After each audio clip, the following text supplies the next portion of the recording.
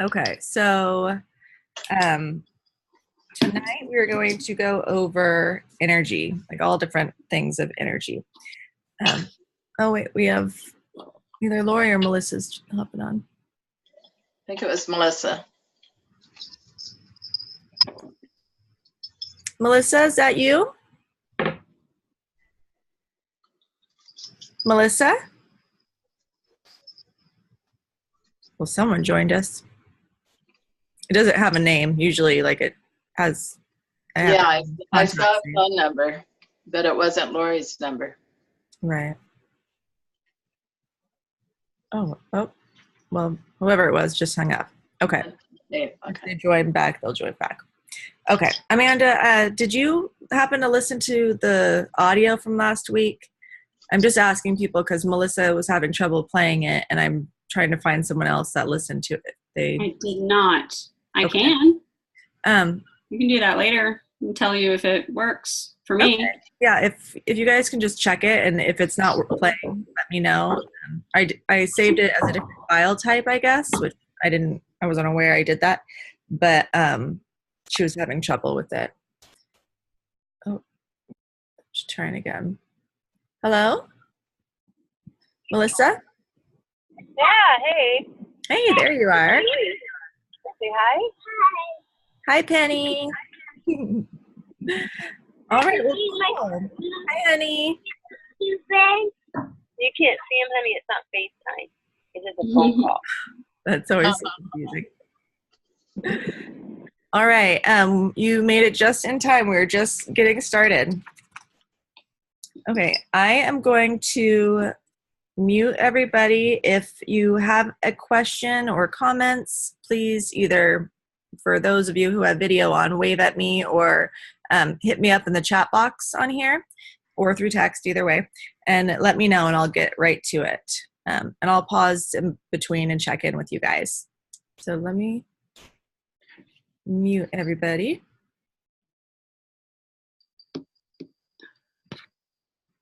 Okay.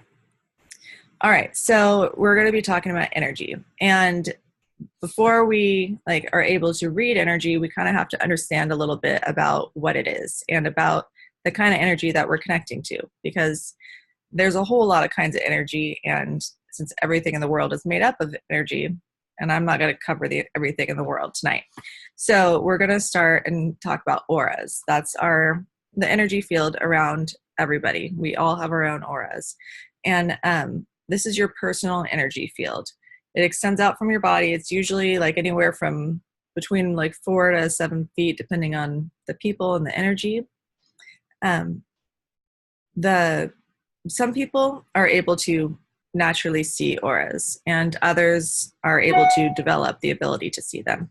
It's a pretty common thing to be able to see, and it's kind of cool. I have been thinking I wanted to start practicing that and seeing how that went. I haven't started it yet though, but I have some exercises I'll share with you guys in the group about how to practice seeing them if you want to do that.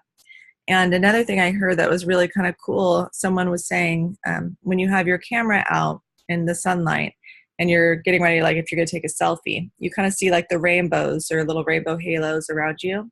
You'll see different colors around you, and they say that was a reflection from your auras, because our auras are all different colors, and each color has different representation, and there's a whole lot to learn about auras, but I'm only going to touch on things pretty quickly so we can go through and get through everything. But they're really, really cool. So there are cameras, special cameras that can take pictures of you, and you can see your aura colors and everything, and they'll tell you what all the colors mean and the different layers, and they're pretty fascinating. But so it's basically what that is. It's kind of like your own mood ring. So the colors will change. Closer to the outside changes much more frequently. That's more like your daily, day-to-day energy colors. The further inwards you get is typically stays the same. It may change a couple times in your life, but it's typically going to stay the same. It's like a kind of a core trait of who you are in a way. So when we do readings of any kind, it's basically connecting our energy to another energy. So like for psychometry, if you're reading an item, it's a little different because you're not connecting to the human aura. But when you are reading people, that's what we're doing. So we are able to project our own energy out, and it connects to the other person's energy. That's why you're able to do it anywhere in the world. It's why, I can have readings with people in New Zealand or anywhere. They don't have to be in front of me. Some psychics have gone through trainings where they feel they can only do readings in person, but I believe that's a limitation they've put on themselves.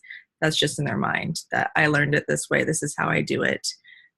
Because I believe once you're able to connect with energy, can go anywhere it wants. There is no boundaries for that. So when you are practicing, like if you decide to practice seeing auras, or if you do notice colors or hazes around people, sometimes they can show up as like glowing or misty, or even almost like sparkling. So they're really cool. You'll see different like whites, golds, yellows, and purples are a lot of really common colors to see for auras. Let me see what I have here. My notes. I wrote a lot of notes tonight because there was a lot to go through. So they were saying just the point is, like, if you can see it in your mind's eye, you can train to see it and focus it energetically. And that's what reading is all about, is focusing and directing your energy through intentions and visualizations. And to be able to do that, you have to kind of know what the aura is, because that's what we're connecting to. So the next thing that we do as far as getting prepared to be able to focus our energy and to then be able to project our energy is we always have to make sure we ground ourselves. Grounding is essential. It's how you get in touch with your own energy. It's how you stay connected to the earth. When we're not grounded, we're up at our heads too much, we can get really dizzy. We can get lightheaded, really spacey, get a lot of headaches. There's a lot of physical symptoms that come from not being grounded. And there's emotional ones as well. But being grounded is really, really important to do both a lot of times before and after reading people. Or if you are feeling any of those symptoms throughout just your typical day, just kind of checking in and grounding yourself. And a lot of times it starts out kind of a long process. Like, people will sit down and they'll do a whole visualization of grounding and practicing, like, pulling energy down through their body all the way through their feet and roots. And there's a whole thing you can do. It's really, can make it pretty drawn out and long. But once you kind of have what the intentions feel like and setting the intention of grounding, if you're out and about and you start kind of feeling a little lightheaded or a little dizzy or just extra spacey, just taking a second, just taking a breath and setting the intention, I am grounded to Mother Earth right now. I am grounded and connected to the earth. You can say it however it works for you. That intention alone will ground you. So, if you are doing a reading, hold on. I'll unmute you. Yes? Sorry, I just wanted to say that that's one of the first things that the Tai Chi teacher said today in our class was we're going to do grounding right now. Like you said, she did it from the head down all throughout. And she said that was going to start the class for us to be able to be balanced for the rest of the class today. So. Yeah, it will help with actual physical balance as well. And it is something it's a great way to start and end certain ceremonies or certain practices, including exercises. Tai Chi is very much mental as well as physical, which is, also just like yoga is as well, which are why they're so commonly linked with different spiritual practices. So with grounding, there's a lot of different things that we've talked about in one of the other classes as well. Is, there are different essential oils to help with grounding, or certain crystals, and being just barefoot on the ground is also really great for grounding. And I believe we went over the benefits in one of the other weeks of grounding, but it's something that it's very important to do before you practice projecting or focusing your energy. And so with that, we are going to go on to just some ways of practicing feeling the energy, because we can't project until we kind of get an idea of what it feels like. So there is a typical one that you may have seen like online, where it's a hand-to-hand visualization. So it's part visualizing and it's part feeling. So it really kind of taps into some of our clairs that we have. And it's basically taking your hands and you rub them together. And obviously, you know, when you rub your hands together, they do warm up a little. But then after you rub them, and I don't know, I rub them pretty quick and good for like maybe, 20 seconds or so. But when you do that, and separating your hands, you can feel the energy in between your palms. And when you kind of feel what that sensation feels like, because it's real subtle, just like all the other things, it's going to be a real subtle feeling. You may feel the heat from it. You may feel a little vibration or tingle, or you might just feel like a warmth there. Then practice just your visualization, visualizing, with your eyes open, just visualizing that there is a ball of light. You can close your eyes if it helps you with that as well. For a kind of interesting thing as to why I have my eyes closed when I read, because I practiced and learned and was taught and able to do readings completely eyes open, so I can just, not look all weird when I have my eyes closed. But I learned how to do all that. And I was learning it when I was practicing with each of my clairs individually or in pairs. When my guides started sending all the messages through using all 4 clairs, and every time in a different way, it became a huge overload, and I couldn't read what I typically could have before. Everything was just really confusing and it just coming in too many different ways. So for me, I'm closing my eyes at this point where I am in my practice because, hi Guinness, sorry, I got distracted. My dog's over there. So I do that because I can get all the different clairs going, sending their messages at the same time. I can receive them all at once. And it particularly helps the seeing, because when my eyes are closed, I can see the images or snapshots, or sometimes it looks like mini movies. It kind of shows up differently. But I can see those much more clearly while also simultaneously hearing and feeling or knowing at the same time. But it is a really good idea when you are practicing, to practice with your eyes open, so you can get more of your information, with the exception of, if you are practicing your clairvoyance to see, because that can be helpful to close your eyes. All right. And then, so with practicing with using the hand, and I will have all this, I have it all typed out already, and I will have it on the group so you guys can practice these exercises throughout the week as well. But practicing feeling what the energy feels like for you, just because it's going to feel a little different for everybody. So practicing, where you are rubbing your hands together and playing with that ball of energy. Once you kind of get that down, once you can feel it and you can keep, try and make it bigger and bigger, you're going to visualize that you can feel the entire energy around you. I can feel like all of my energy around me right here. Because once you're able to feel all your energy, you can much more easily focus it, because you're going to focus at that point, you focus on your crown chakra. You focus on your crown chakra, and you're going to be projecting your energy to the person that you are reading. I will stop here and I will say this multiple times tonight, but it is always, always, always crucial to get permission from who you are reading. If you do not have permission to connect to their energy, most likely you're not going to get through anyways, because guides don't like to do that kind of thing. But it's also like, it'd be like peeking on someone when they're taking a shower. It's just not appropriate. It's not nice. And no, we wouldn't want someone doing that to us. although I felt people do that to me, and I can tell when someone's going in my head, and it's a creepy thing.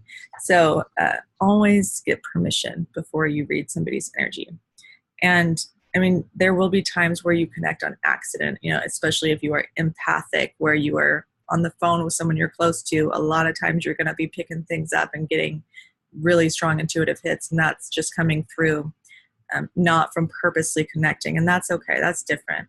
I do tell people that if people are not asking for messages or not asking for something, they may not want to have it. They may not be ready to hear it. And with all of the abilities to connect to this comes a lot of responsibility. And it's not really our job to give all of what we know and see to somebody unless they are, you know, wanting to have that or accepting of it. So if I am getting a lot of hits on somebody that I'm just talking to and I like kind of know them, you know, like my hairdresser, I know her, but we're not like super close where we hang out on the weekends, you know, but I will, if I'm getting something, like I got messages from her grandma while I was there, I'll, you know, ask, hey, you know, I'm getting some information. I don't know how you feel about it, you know, kind of feel it out. But other than that, I won't give people things that are coming through unless they've asked. Okay, so we talked about practicing with that. Okay, so focusing and directing.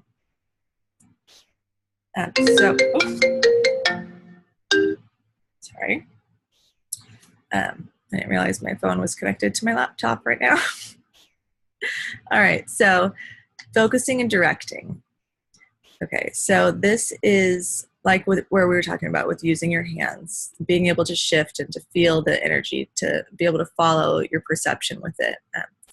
You're going to notice the temperatures change when you're doing this. There's a lot of people who get very cold, but most people, I think the majority of people get really warm. They will get really hot or even like really sweaty, just because the energy is typically rising. So the greater your focus on your energy or on where you're focusing your energy, so the greater the focus, the stronger the connection and the stronger the energy.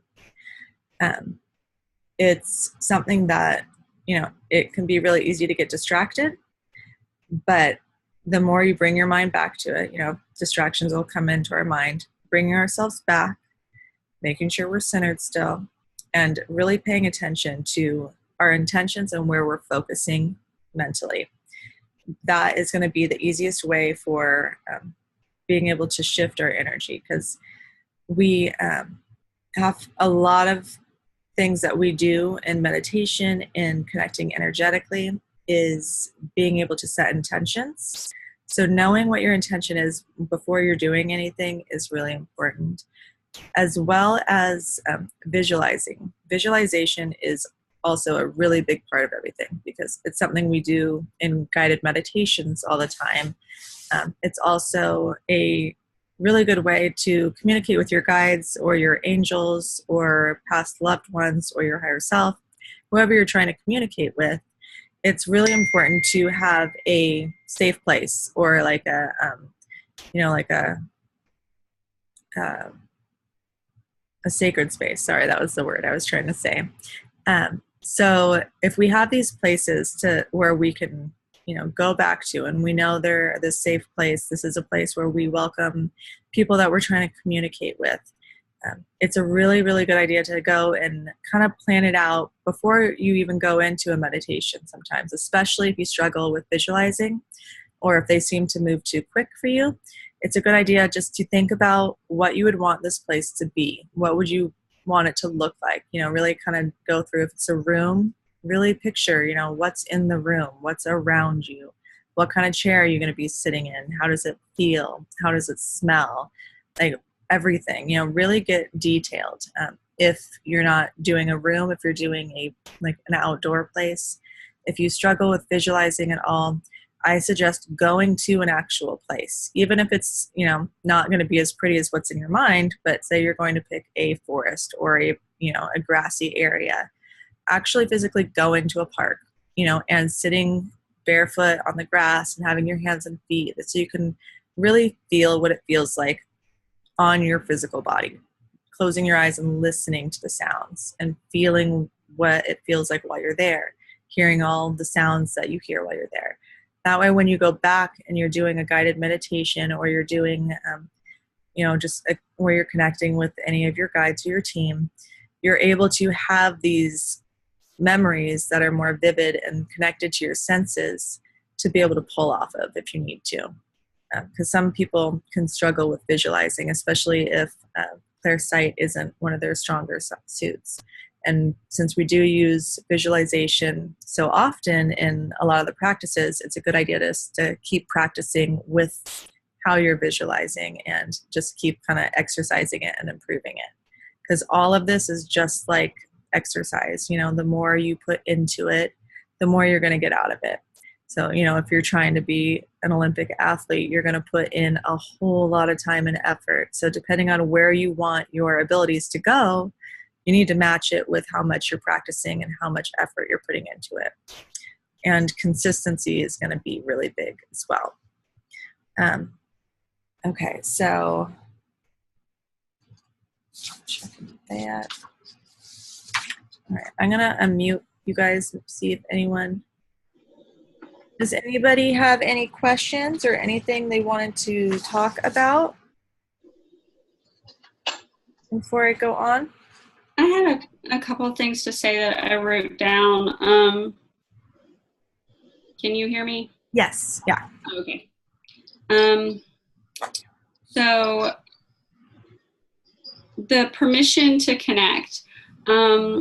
When I do the Diksha work, the Diksha oneness work, which is kind of like Reiki. It's like it's just a transfer of divine energy. Right. But they mentioned that before, but India kind of changes their mind all the time about how they want us to do things. And then I just haven't really asked them again. So I wrote down that I'm going to need to ask them. But when we send that remotely, it's kind of like a blanket of, I'm not really connecting with their energy per se. I'm giving them something. Right. So would that be, I wonder how that's looked at. Is that, how people do the distance Reiki online and they're just sending it out to everyone, Right. Yeah. So I think that's okay. I mean, people do it all the time. Like, people be like, oh, sending my love. People say it all the time. When it actually has the meaning, you're supposed to actually focus on your heart chakra and you're visualizing sending your love and energy to them. And then they actually can receive it if they're open to it.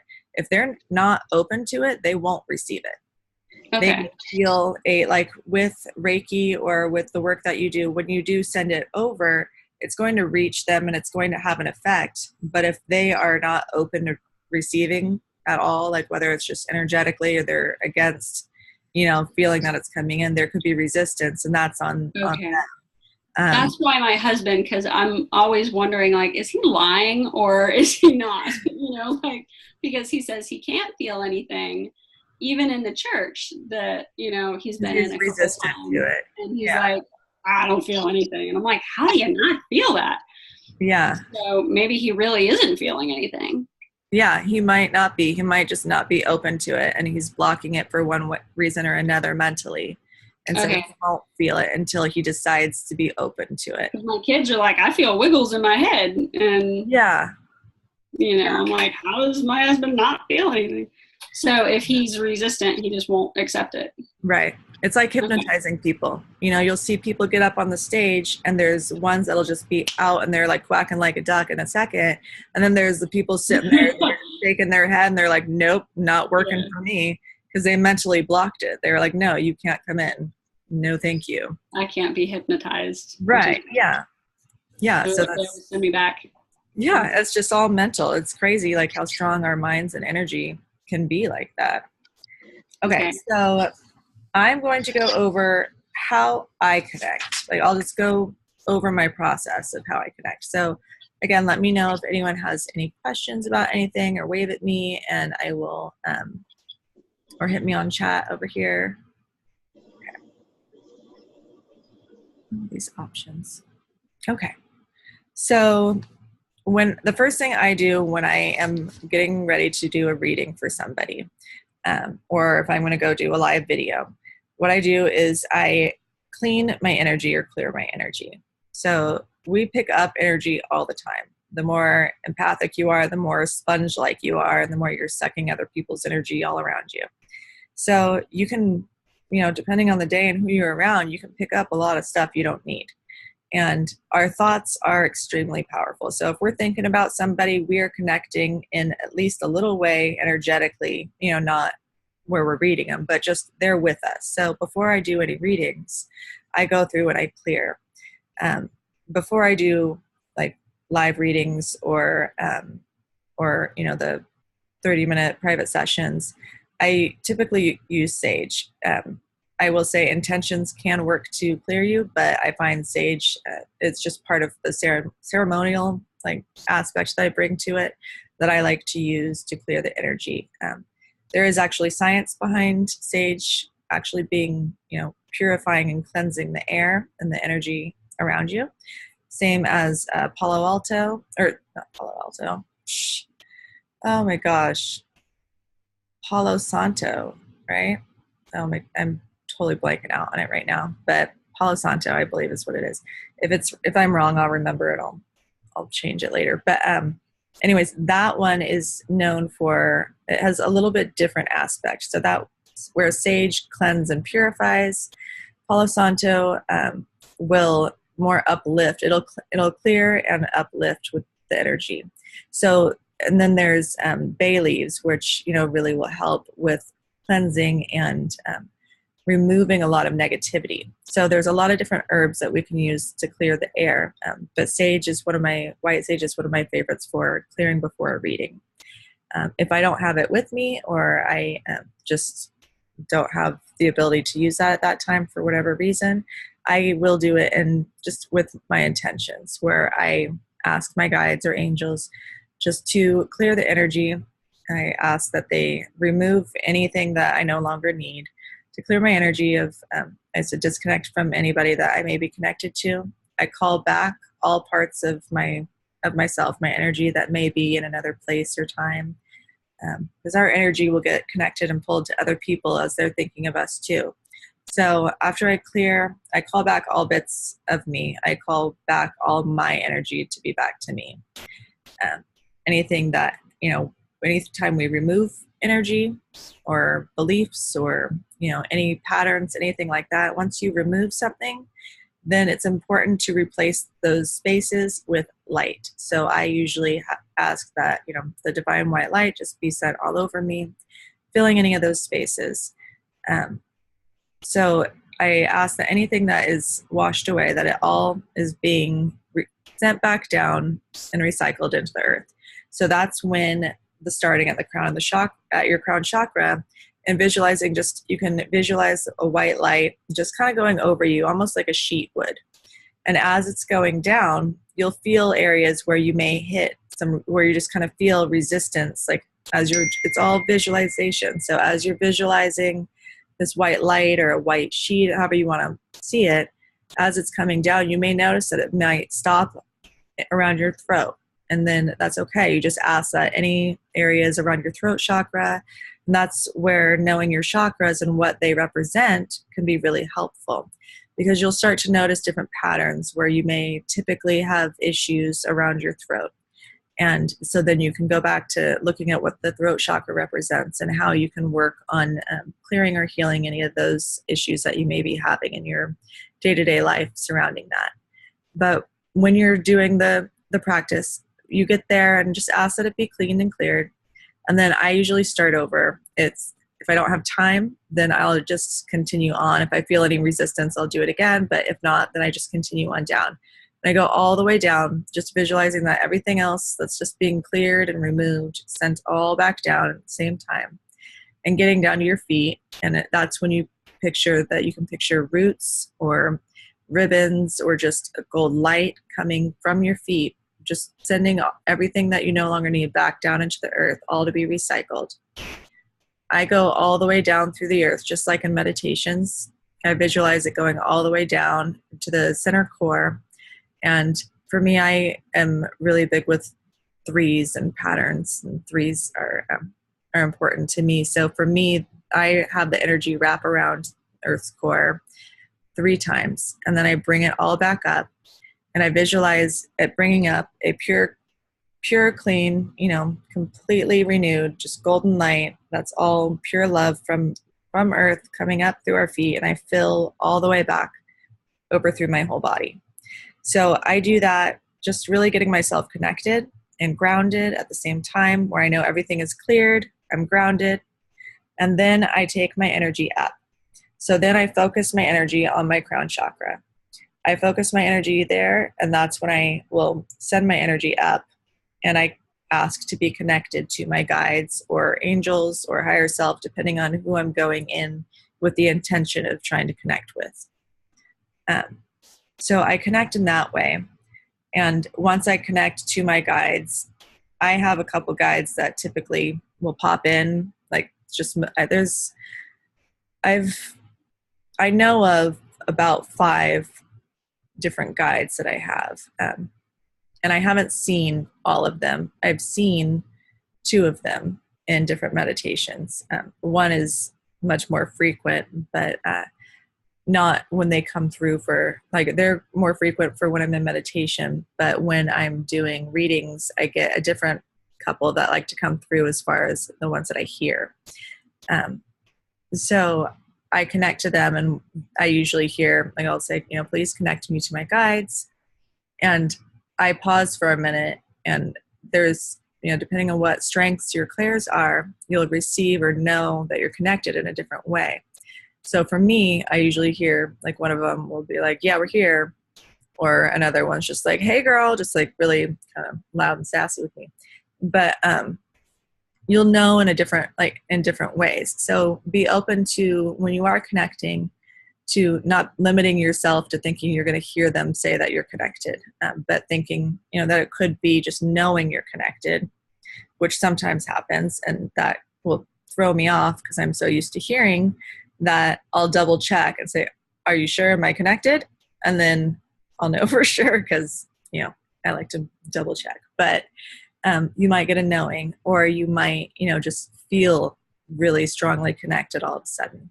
So you may even see, images that might represent what your guides are for you. So you may not necessarily see guides, but you might see a sign or a symbol or even a color that represents, okay, you're connected to your guides. So it's going to come through in different ways. So really being open and not having your expectations as to how it's going to happen is important. When you are first connecting, when you are first trying to connect to your guides or to angels, you may not get anything for quite a while. And that's totally normal. It's something that it's baby steps and it goes slow. It's not a fast process. And the more we try and push it and rush it, the slower it tends to go because, the universe likes to throw its lessons in there along with everything else. So if it sees us being impatient, it's going to give us a whole lot of opportunities to work on patience. So let me check my notes here and see what else I have going. Okay.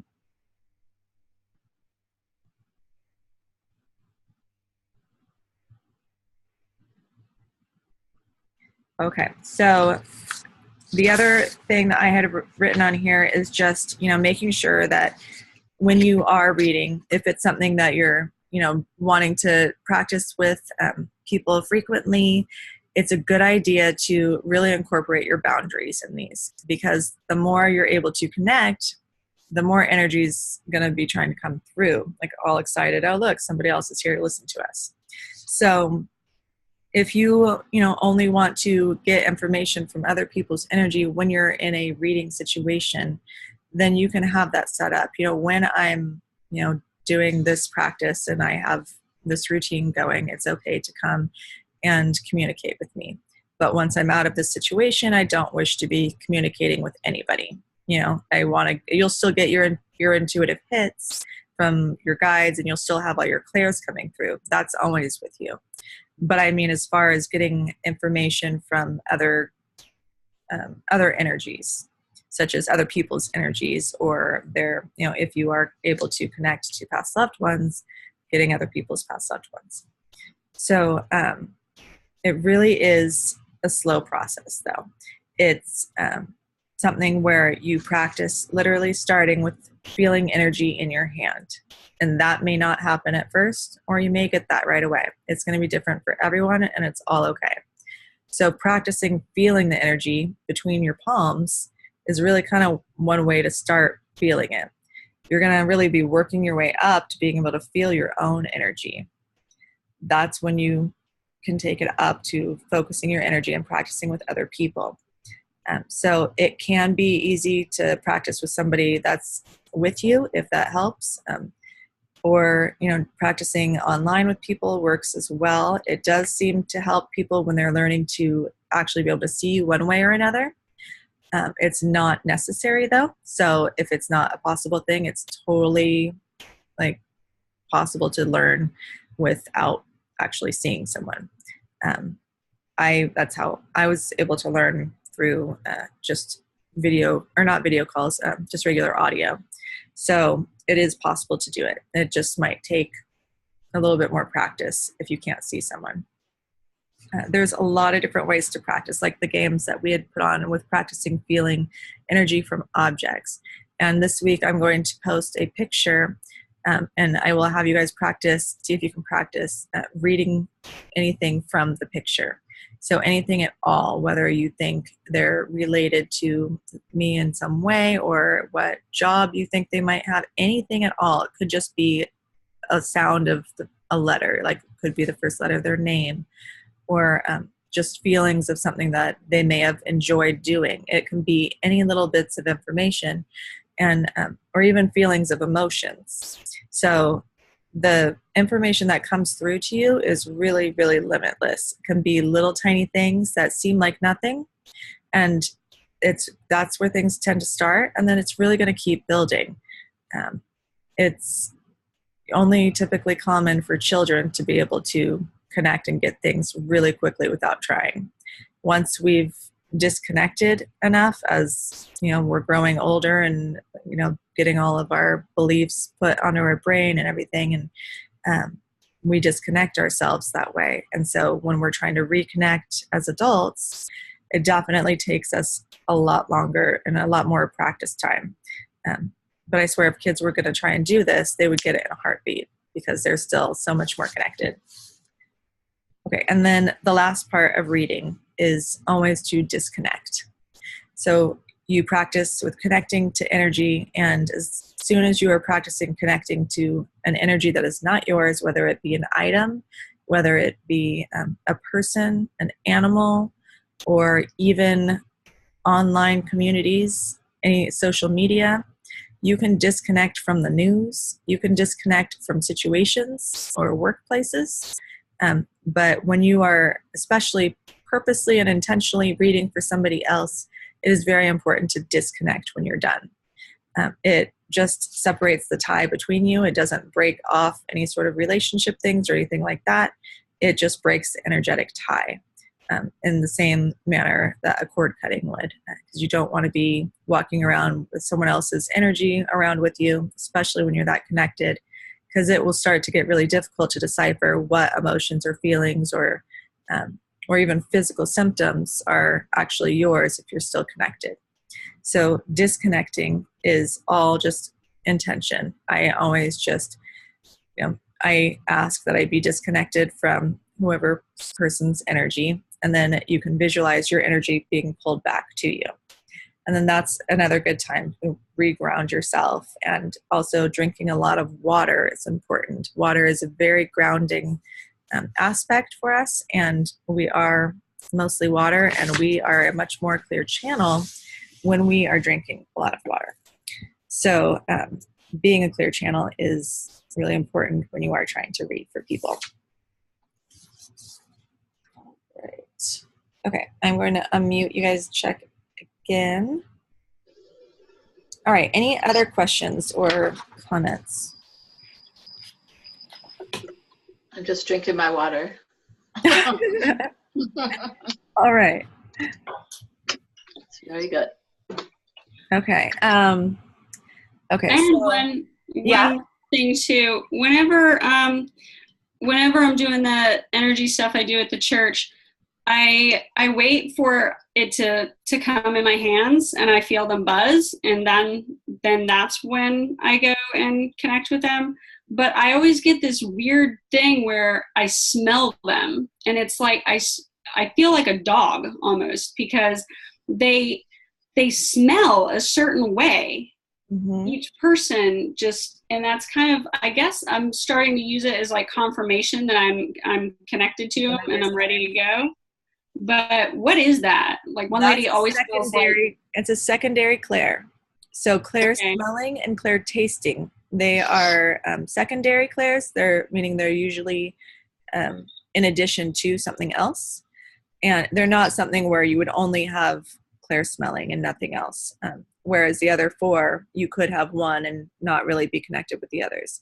So it will go with the clairs that you have. Clair smelling and clair tasting is something that I have as well. So it definitely is a sign that you are connecting to their energy. You may notice your smells might link you more to physical ailments as well. That seems to be something that kind of goes along with being able to smell. I don't have that, where the sense of smell is, for me, I smell things that were related or familiar to that person. So, but a lot of other people that I know that have the clair smelling is being able to almost smell illnesses, or smell like, not disease as in like a physical disease, but like dis-ease, or discomfort of some kind. So you might want to kind of pay attention and see if that connects to any certain, if it's connecting to a certain area, like chakra wise on their body, they may have physical or they may have some sort of physical illness or area in that, fumbling my words right now. But you might be able to, if you're able to talk to them and get like any sort of feedback, or if you're practicing with someone where you can get feedback, you might be able to put some connections there, seeing where you are being led to further information through the smell. Yeah, because I really didn't know the purpose of it. I just felt like I was like when you're pregnant and you can smell everything supercharged. Mm-hmm. I can smell individual differences. Like it smells like their personality almost. Yeah, and I feel like for you, it feels like there's going to be able to lead you to more connections. It's going to be able to, that's going to help increase your other abilities that you have, and to increase what you're already doing. It's going to amplify it, would be a good word for it. Okay. So it's not completely useless. No, yeah. I was thinking the exact same thing. Like, I was like, well, why would I have to smell stuff? Like, it stinks, or like I would smell dirty coins a lot around my house. And my husband's, or I'd get dirty coins or cigars. And I don't mind cigars that much, honestly. I don't like cigarette smoke, but cigar smoke, I don't mind too much. But my husband's great-grandfather, who we have tons of their family heirlooms, and he's around often, but I will smell dirty money, because he liked to roll coins all the time. He would never like take them into the bank and have them do it, because they'd charge and he'd lose out, so he'd sit there and roll all of his own coins, and it stinks, but it's a weird, unique smell. And but it connects me to who is in the room. Some people don't like to come through visually or auditory. They don't like to come through that way. So some people like to come through with music or showing up with coins, but certain people come through with smell for me. Someone I know, their grandma always comes through like with baking smells for me. So that one's actually kind of nice. I don't mind that. All right. So when you are connecting and practicing reading, it is very important to give exactly what you get. So you may just get a feeling, you may see a color, or get some weird feeling that you need to bring up bananas, just weird stuff, like weird things that don't make any sense to you most of the time. And always give what you get, because those weird little things that we don't get at all can mean so much confirmation to who we're reading for. There will be plenty of times where you get some weird thing and you say it to them, and they may be like, no, I have no idea what you're talking about. And occasionally, if you know them well enough, they may remember later on and come back and say, oh yeah, I don't know why I didn't think of it, but after I left, I remembered the story that I had, and I used to always play this game with this person, and things start kind of falling into place. A lot of people tend to have difficulty putting together weird, little random things they weren't expecting. They have a hard time placing it when they're kind of under the pressure of, let me figure this out. Is this really, someone that I'm related to? But occasionally you can get them, they'll come back and let you know that it was making sense. And another thing is, when you are first getting any sort of intuitive hits through your clairs of any kind, you have to build up that library of what stuff means for you. And so getting certain images or feelings or smells, even, things will start meaning stuff to you.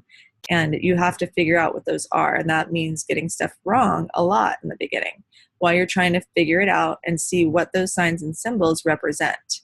I really wish there was like a common library of this sign means this, and we can just learn it all, and then it'd be cool to go. But every guide and every person that comes through, and even the different angels will usually use common things that they are known for. The different archangels have a very long history, and they're a different energy, and they will stick with their familiar signs and symbols. But the ones that they show you or how they show it to you will be different than how it comes through for me or for someone else.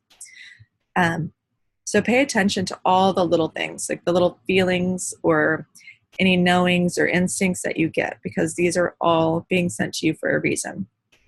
The first thing you get is what you should give. The more you go in and ask, the more muddled things tend to get. So giving the first thing that you get is really important. Let me see, just checking my notes here. So the more you practice listening to your intuition, the stronger you're going to be able to connect. So really listening throughout your day, all the time, is going to be really important. And it's really easy to dismiss, you just, even all the little tiny things, just when you're doing the dishes and you think you should go grab that towel now and you want to wait until you're done with this section or whatever. It's important to listen, because if you don't listen, the sprayer nozzle is going to go off and all of a sudden you're going to be wet and you don't have your towel there. But if you had listened, you'd have your towel there and be able to wipe off your face right away. Like, these little things happen all the time when we don't pay attention to them. And the more we start paying attention, the easier it is for us to get a stronger connection with whoever or whatever we're connecting to. So even if you aren't going to be connecting with other people, say, being able to read the energy of a room that you walk into, and just knowing how to present yourself, in a work environment, being able to feel what is going to be a best approach, things like that are going to be able to be incorporated by being connected with your intuition and your abilities. It's not something that is only for doing psychic readings. It is something that is important for just assisting you throughout life.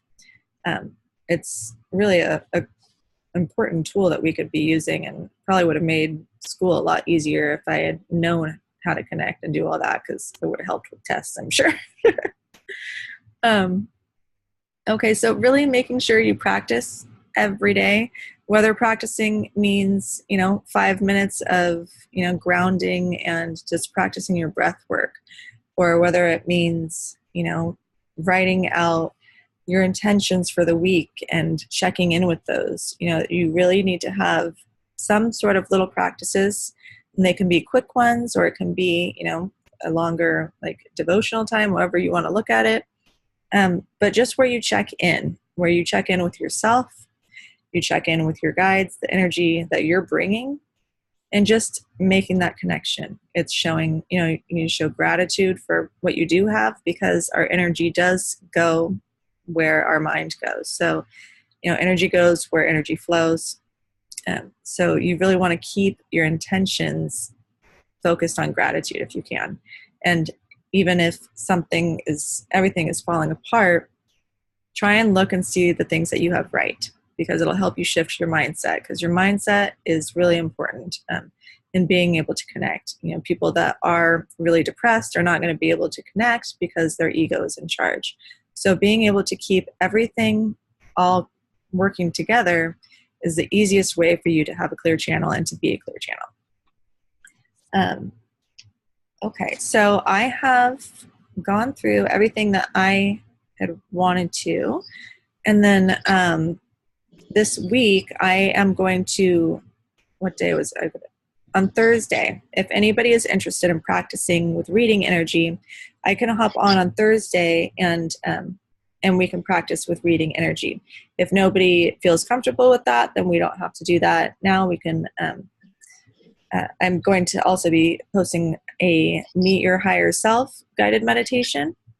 We did Your Higher Self. Going to meet your spirit guides. So this week I will be recording and posting the Meet Your Spirit Guides guided meditation, just to be able, and when I've done my Meet the Spirit Guides one, it's very similar to the Higher Self one. You may not see anything for a while, and that's okay. I didn't see or really get much for the guides one for quite a while. The Higher Self one I got a little sooner, but the guides took me a little longer because I really wanted it. I really wanted to see them. I really wanted to just go and get some crazy movie style meditation experience where you're swirled into another dimension. So that's really slowed me down. But letting go of expectations, fully and actually not just saying, okay, I let go of expectations, but still hoping, because that's, guides know when you're trying to bullshit them. So you have to actually not care about what you're getting to get something good when you go in. And that's a difficult thing to do sometimes if you're really impatient, like I have tended to be. But so I will be posting that, as well as the picture exercise for everyone to practice with reading that. And again, I will be around anytime you guys have any questions about things, or if you want to practice on Thursday, I'll make a post and let people let me know if Thursday would work for them. And I think that's all I have. So is there anything else anybody wanted to ask or comment before we go? I had a couple. Can we have the meditation, like the higher self one, and is in a format? Do you happen to have that already recorded that we can have so we can play it on our iPhone? I think so. I have it saved somewhere. I have just started using my computer for recording, so that's where my problem is with trying to figure out how to do it, because I used to record everything on my phone, but it will stop me. It only lets me record for 10-minute segments, so I started using it on my MacBook. So I'm still struggling trying to figure out how to convert the files, because I didn't have to convert files, but I should be able to get that.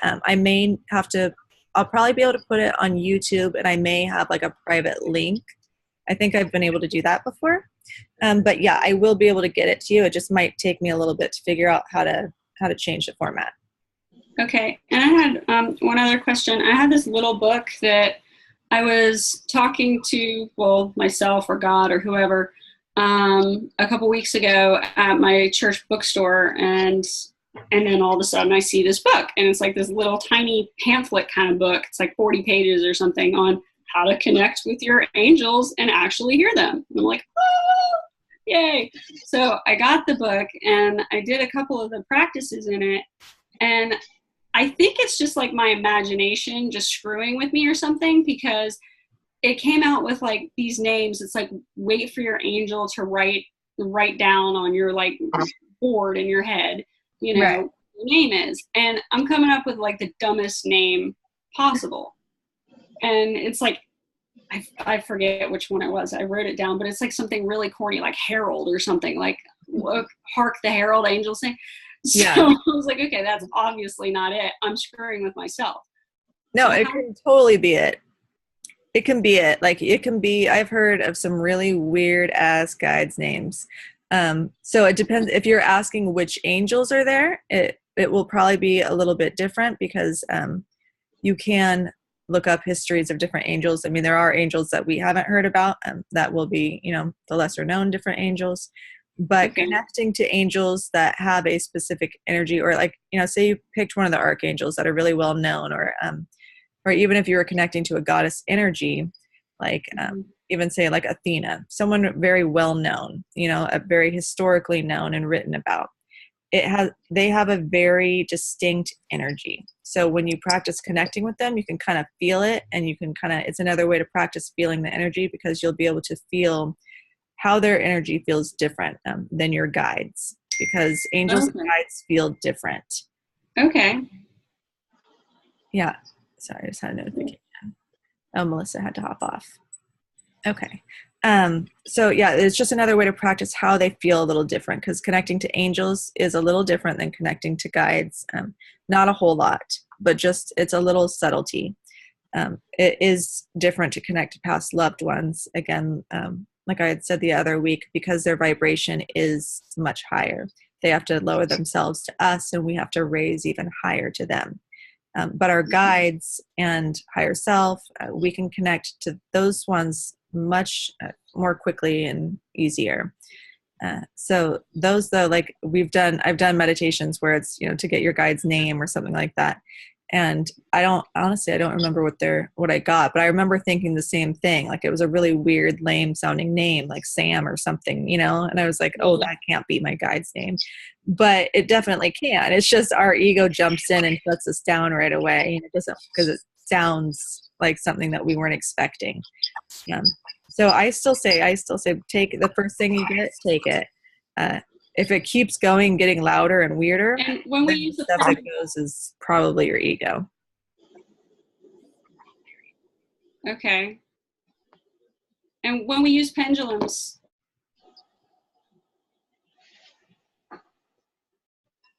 Or did I lose you? oh, I'm back. It's cut.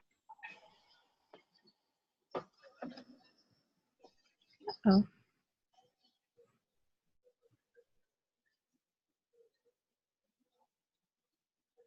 I can't hear you right now.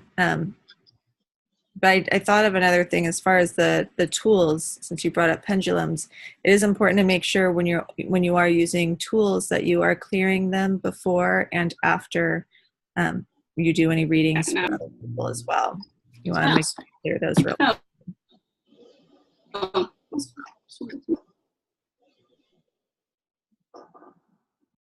Are you back, Amanda? I thought you were back for a second. Darn. Well, shoot. Okay. I think I hear her. Are you back, Amanda? Mm-hmm. Can you hear us? Hey. Oh, yeah. Now I hear her. Okay. My phone, There she is. my computer's cutting out. Okay. If you want, you can post the question, and I can answer on the group as well. So it might cut out. I think you're frozen again. Oh. Hey. Hey. My computer just died. So Oh no. Okay. On her phone. But Smart. sorry. But I wanted to know, when we use a pendulum, that's our higher self we're talking to, right? It can be. You can set your intention as to who you want to answer you. Okay. So typically it'll be your higher self, but you can, depending on who you talk to, they'll say that you have to attune it to the energy of your guides or attune it to the energy of angels. I believe a lot of it's done intentionally. I believe as long as your intentions are there, that it should connect and do what it's told. But pendulums tend to follow a lot more pagan beliefs, or have a lot more pagan followers with them. So the pagans tend to have a lot more Wiccan traditions as well, and they have a lot of rules and beliefs that they put on there as far as attuning and making sure that it's tuned properly. When you do first get a pendulum, it is important to tune it. I don't know how to tune them because I've never learned that, but I have a lot of friends who use them.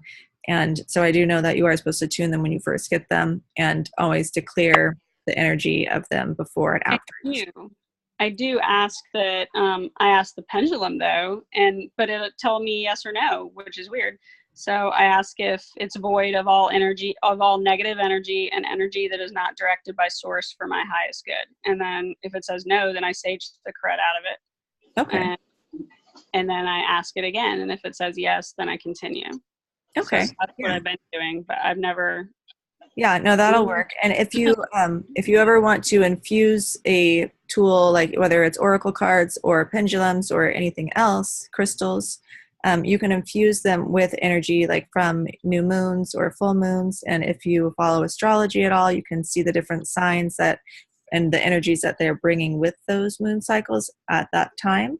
And it can be another way to enhance what you're working on if you're, using it for a certain energy that you're trying to bring, whether it's doing readings on fertility, and you can really bring in an energy of the moon that is in that realm. So it's kind of cool to be able to interweave everything together. Okay. But did you have another question? The only other one is I just got this Moldavite wrapped, and I've never used Moldavite before. So, that's really the big piece too. Yeah, my mother-in-law went to Prague, so I had her bring it back, and then it just sat for like a year until I decided to get it wrapped. So I'm just starting to use it now. And I heard it was pretty strong, like maybe I shouldn't wear it all the time. I should just try and wear it a little bit. So I wore it for like an hour today. I haven't heard that about energies. If you're feeling symptoms of some kind that don't feel good for you, you can ask that energies be slowed down, or ask to only receive the energies in a way that feels comfortable for you. Same as if you're getting an attunement from someone, or if you've gone through like different activations of some kinds, you might get different symptoms that aren't feeling good, and it's because the energy will still run for a matter of days. And you just ask that it be slowed down to a pace that's comfortable for you to receive. Okay. Yeah, but Moldavite has a really cool story. I don't remember all of it, but it's a really cool one. I think you should look it up and read it, because it has a whole bunch of like really like historic cool facts about it. So I would look it up. Yeah. All right. I am going to hop off, but if anyone has any other questions that you think of later, please put them in the group and I will answer them there. And I will get the audio posted tomorrow, and then I will check and see if anyone wants to practice on Thursday, as well as post the guided meditation. That'll probably also be posted on Thursday, because that's when my daughter will be at school, and I'll have a chance to record. I'll record it Tuesday when she's at school, and then post it Thursday when she goes back. But everybody have a good night, and I will see you guys all in the group. Thank you. Bye. Bye.